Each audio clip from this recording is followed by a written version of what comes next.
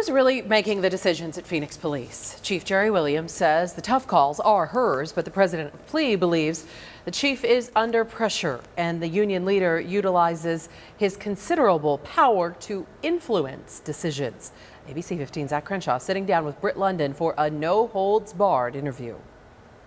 Britt London is the mouthpiece for 92% of the officers on the streets in the Phoenix Police Department. He meets with the chief regularly, can be seen standing in the back of city council meetings. And while many locally and nationally are pushing the department to change, London tells me they're doing just fine.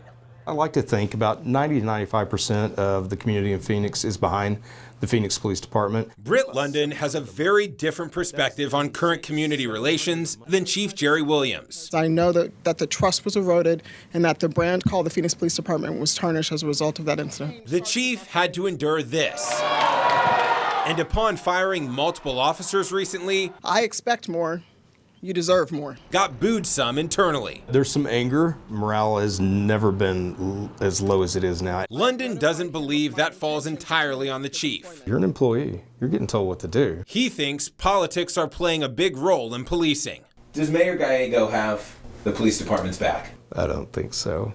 I don't know if she is doing the bidding of someone or a group of people, but you have some of the things that are going on kind of beg the question, is she? Some would say Mayor Gallego's doing the bidding of the people that elected her. Communities of color have been calling for widespread reform, something London is quick to write off. I haven't seen anyone other than the usual suspects, Puente, Poder, Brown Berets, saying the same thing they've been saying since I came on. Do you think the police department needs to do more to improve police and minority community relations? I guess. I mean, you can always say that you can improve things. A lot of this is political. But I think if we do a better job being truthful and explaining why we do things, that would go a long way. After a record number of officer-involved shootings in 2018, it's been another tumultuous year.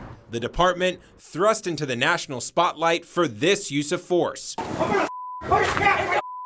involving an African-American family and hundreds of insensitive social media posts by dozens of officers. Does the Phoenix Police Department have a racism problem, whether on social media or on the streets? Absolutely not. Absolutely not. No one ever complained about it until the Plainview Project. The chief firing Detective Dave Swick. That should have been a written reprimand. For his 23 posts, which were anti-Muslim and promoted violence. If you post that on Facebook, will that impact the way he interacts with me in a traffic stop? Do you think that's a fair criticism? I do think it's fair to think about it also. But then can we also think, well, he is a Christian and he doesn't like Christians' heads getting cut off by Muslims just because he's a Christian?